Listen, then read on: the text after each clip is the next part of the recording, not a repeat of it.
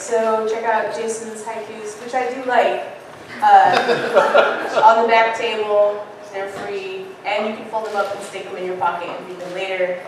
Read them while you're brushing your teeth. You can read them at any time, really.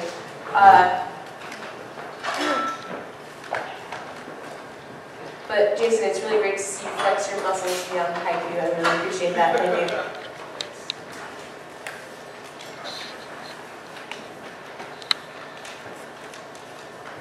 Okay, our next reader for tonight is Clare Tillinghast, who comes to us tonight from Portland. But again, I first met her in Ann Arbor, Michigan. So I'm going to just take a couple minutes to deliver a couple of quotes, I think mostly out of Julia's mouth in interviews, because they're pretty awesome. She's done a few interviews, and some of them you can find online.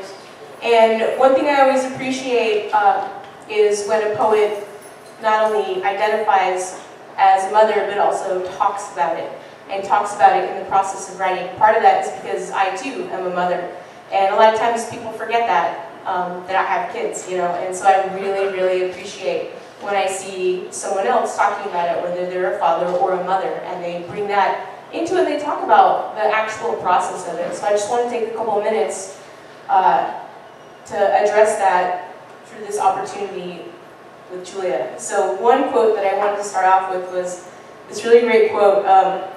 Poetry, on the other hand, which thank God can be written quickly while children are sleeping, as was my poem Bells, is one of life's great teachers of self. Because it mandates super-heroic honesty, it can open great caverns of space, of deep truth, of moral and emotional complexity, and of undomesticated freedom in very short periods of time. I cannot imagine being a sane parent without it, which often is how I feel. I don't know how I would cope with parenting if I could not do that, which is another reason I also appreciate your haikus, Jason, because they fit into that mold. You're like, you just blast them out real quick. And Jason's also a parent, so it's just something that you're like, man, I'm struggling with this all the time too. So I just really appreciate coming across this quote and these little bits about it, you know, reading about Julia and her work. So, but as I mentioned before, I first met Clare Tillinghast in Ann Arbor, Michigan, and she had just returned home from Sarah Lawrence College and was working at this very famous deli that I think Brent also worked at, Zingerman's. She had a blue star sticker on her cheekbone and glitter on her face. Ann Arbor was a fairly conservative town, at least for me it was, so it was ultimately refreshing to briefly cross paths with Julia. When I started seeing her poems in numerous publications, I had the same feeling, and I said to myself, it is ultimately refreshing to read these poems because they are honest, open, and contain a beautiful cadence of crassness, a kind of striking rawness. For instance, in her poem, Looking At, she writes, I write in metaphors not because I can't just talk about dick, but because my body has feelings and the art of those feelings is wet graffiti. In another quote, she says, or she writes, does shame always shadow after sex, or is shame itself what's erotic? All of this is all of that at once. I don't throw away anything in my mind either. And again, that's from the poem I'm looking at. Of her own poems, in another interview, in addressing writing style, she has noted that I did not want to write an elite or abstract poetry. I wanted my poetry to be filled with the things of this world and my life. I didn't want to censor myself or be polite, etc. I wanted to resist the waspy Midwestern culture I grew up in, which I was introduced to when I was in Michigan and completely shocked by. So again, ultimately refreshing. And one last quote I want to share with you is in an interview that I read of hers online, where she was asked, how would you describe your performance reading style? Do you think that popular reading styles have shaped the way you read, or have you actively worked against the pull of the mainstream performing style?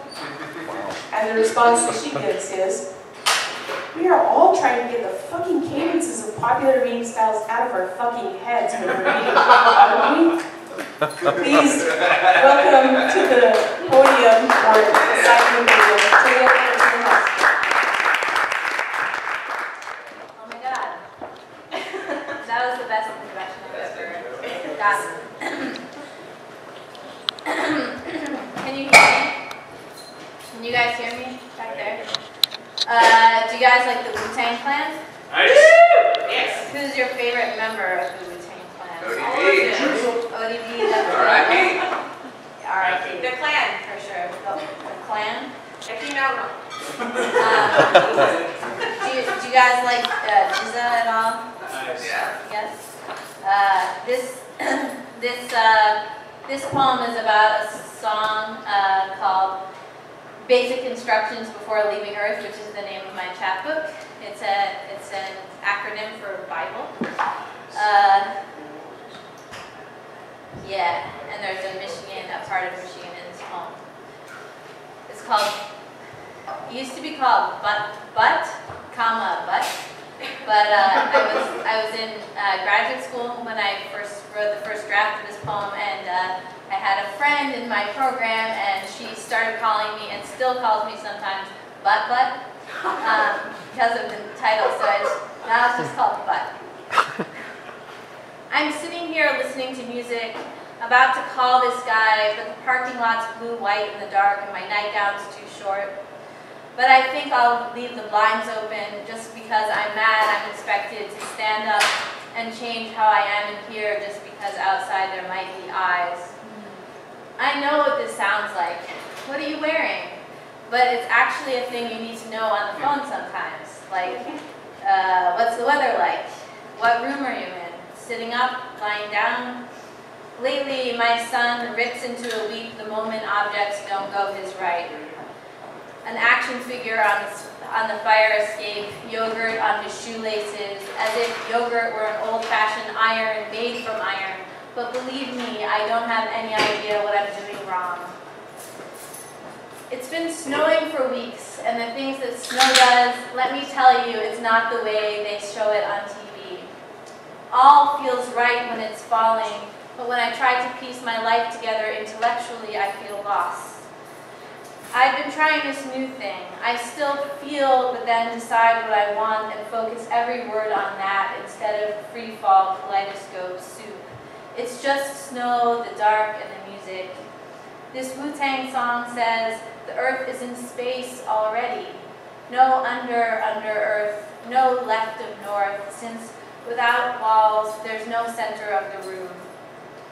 So that you don't need a ship, just some wrapper, some snow, just the glow of a phone in the winter dark, a street light oiling the beach of your breasts. I can decide that someone I want to love me is best as a good friend. But if the physics of my brain match metaphysics, then wanting to keep kissing him isn't sub anything to my use of the exclamation dude and my admiration of any woman he's into. The phone is lying in my hand like a Petoskey stone. See, the scape of those stones is the Milky Way eating out velvet. I don't want some dude in here telling me to lower the blinds, and my words about nightgowns might bring that on. But I'm 3, 2, 1, dialing. When he asks where I'm calling from, I'll say space. Yeah.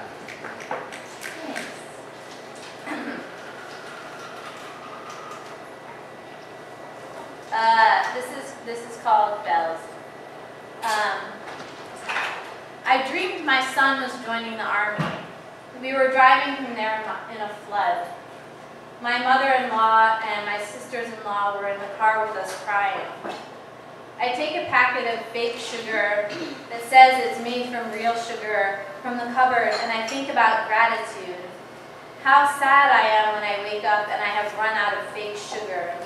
And how now, when it's here, I don't really give a fuck. There is a bad side to this kind of exercise in gratitude, where you hear a story, where you know it's a fact, that someone brought a machine gun into a school and shot up a group of kindergartners and teenagers. and you put down your work and you get in your car and you drive to school to hold your 6-year-old son in your arms and feel how alive he is. There is truth in that gesture. There is gratitude, but it is not a good thing to every day think about children dying. My teacher says there is a romance between aspects of the body. A couple who are deeply in love but never see each other. She goes into the apartment and can smell that stuff he puts in his hair when he washes it. A water glass with his kiss place on it, a kiss so quiet now as to be invisible. She touches everything, plays his record, takes a nap where his body was, and then leaves. The second her silhouette has vanished, the man comes home. He can feel that he's been here. She's been there. This is the human self.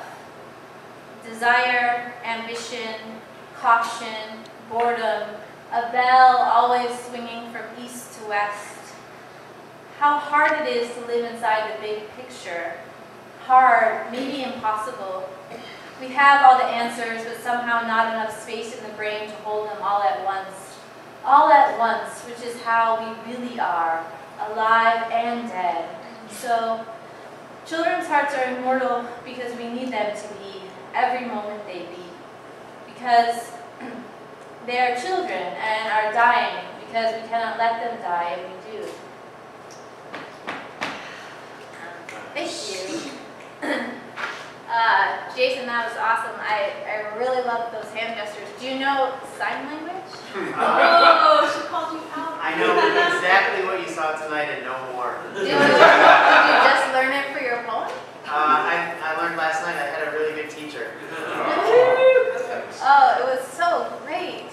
And you did it with such like precision and authority. That's why I asked, not because I recognize the signs, but just because of the way you did it. So cool. Yeah. Yeah, I'm American, monolingual. Well, you know, that can change today. I mean, maybe that changed yesterday. I usually put my poems in a book because I don't like to read with paper because it shows if you're shaking, you know. And I forgot my book because I live in Portland, and so I glued my poems into this.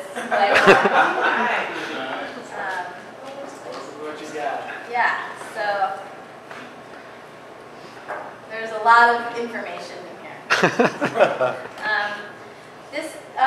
Sorry, I'm reading things that are dark. I think or I shouldn't call it dark. And I have a lot of poems I'm writing about that a lot in my poems.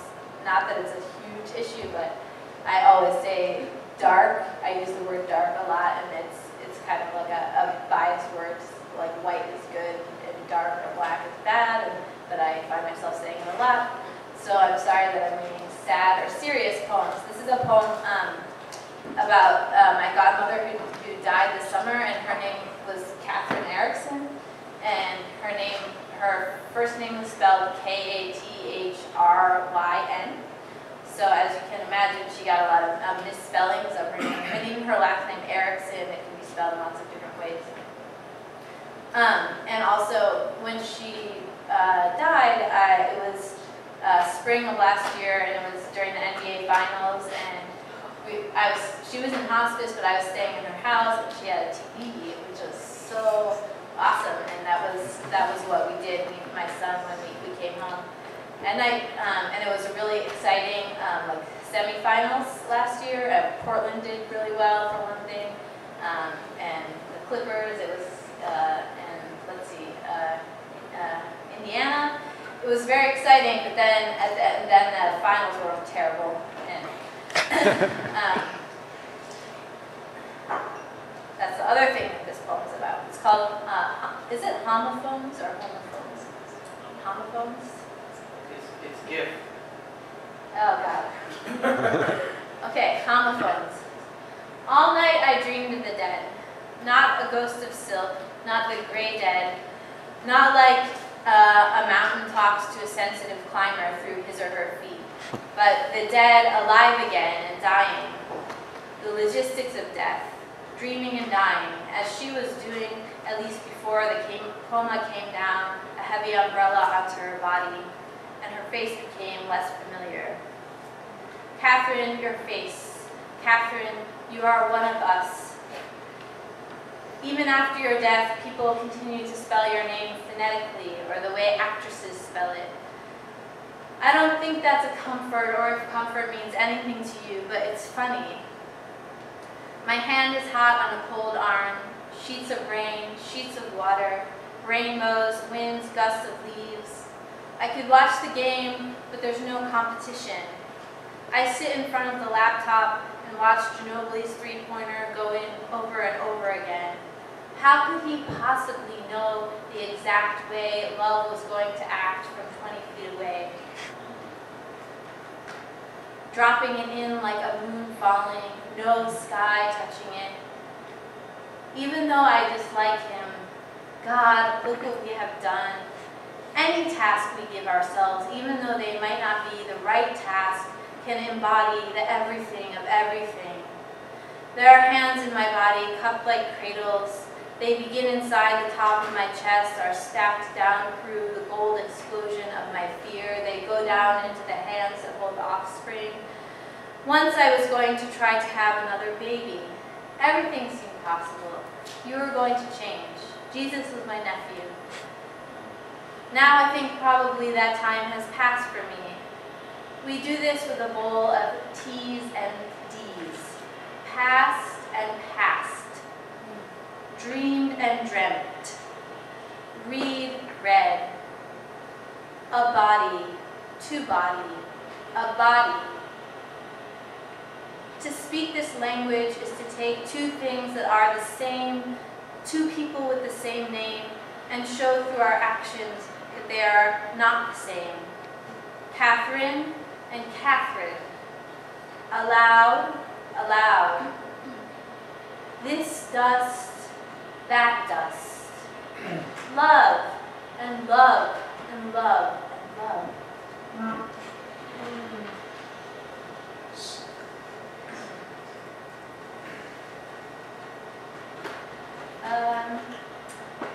Thank you so much, Nadine, for having me here, and I'm really excited to read with Brent, and thank you, Seattle. Seattle is cool. We've been here a while. Yeah, it's great to read for people who I don't know, and feel like, you know, we're connecting for the first time tonight, you know. And it's different. I don't know. Portland is cool, but it's annoying, you know.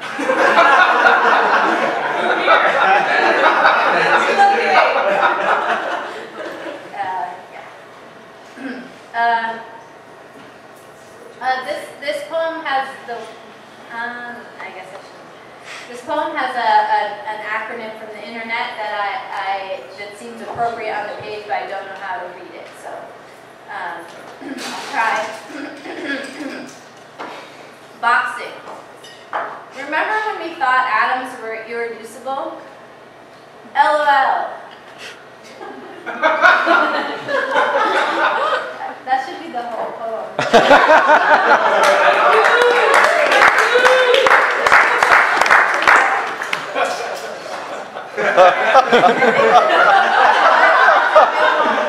It mentions a lot of things about boxing, but I think my poems are pretty narrative, so the sports references I thought would help.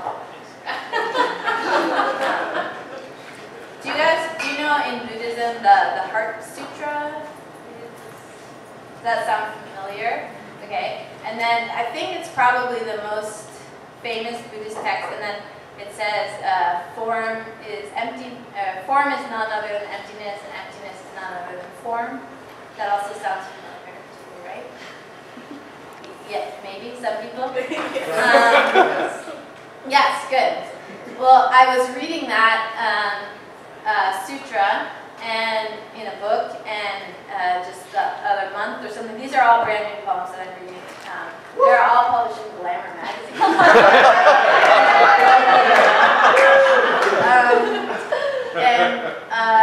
After that, it says, so form is emptiness, and emptiness is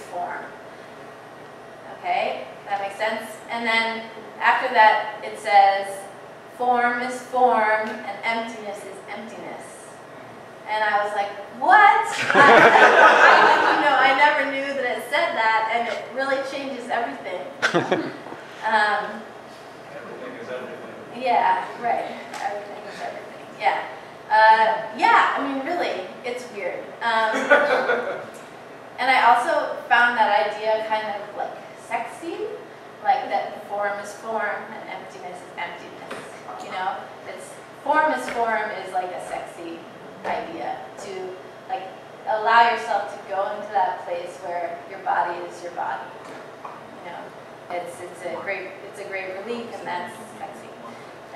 Like it's painful and yeah. That's like I like it. Right. So this is called Heart Sutra translation.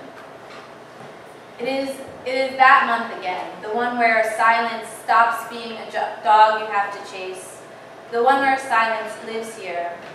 Last night I read that form is form and emptiness is emptiness. I held the other piece of this sutra on my tongue like a red candy while we made love.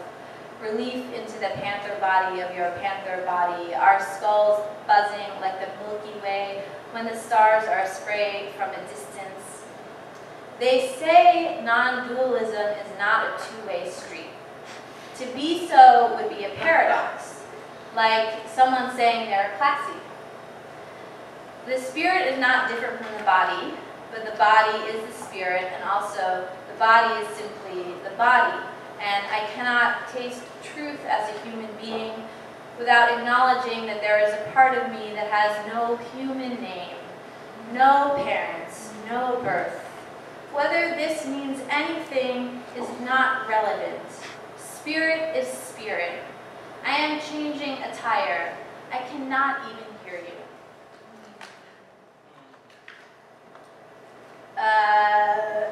This poem references a Drake song from not the mixtape that he just put out, but his most recent album. So if you know that album, you might recognize it.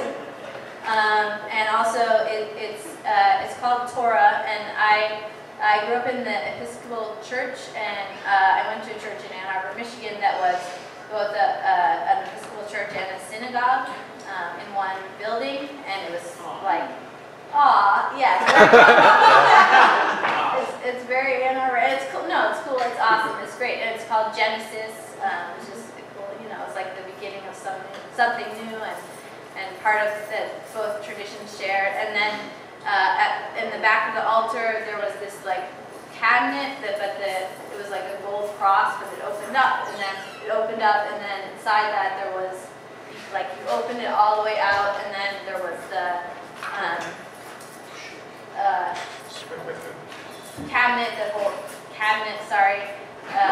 that held the Torah that they used in the service. So I think that Torah was in my mind when I was writing this. I am the most religious person I know, and also the worst person. All my listening, and still I am not yet hearing. Still the beings of guidance march along the moor. Everything grows here. My coworker has fig trees. In Portland, it has become a fashion to write dear, but I don't care. Dear diary, dear emperor, dear sea glass, dear space, dear indifference, I couldn't love you more. A mist is chasing me. When it catches me, it doesn't kiss me. When they say the enemy is inside, they mean everything is inside. I mean, that's what the devil is, when it seems like there's nothing outside of you. I went for a run in the fall night, leaving my child behind too loud to rust, to bloom like motherless moths.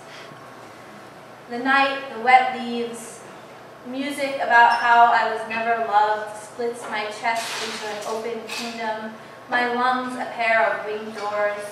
The empty space my heart hangs in, the chamber for the Torah, or the Torah itself.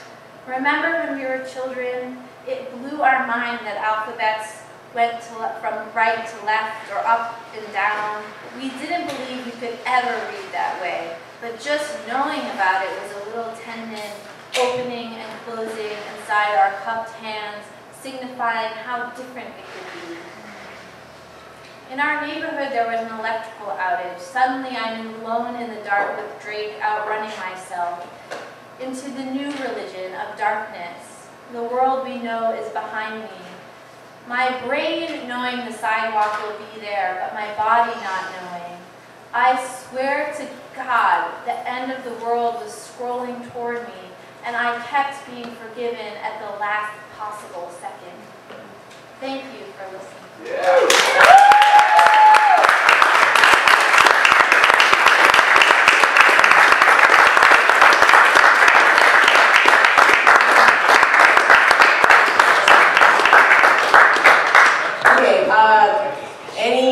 First of all, she pulled off this line that was like, love, love, love, at the end. Who was that? She talked about basketball and boxing, and I love basketball. I mean, I played basketball in college, so it's awesome.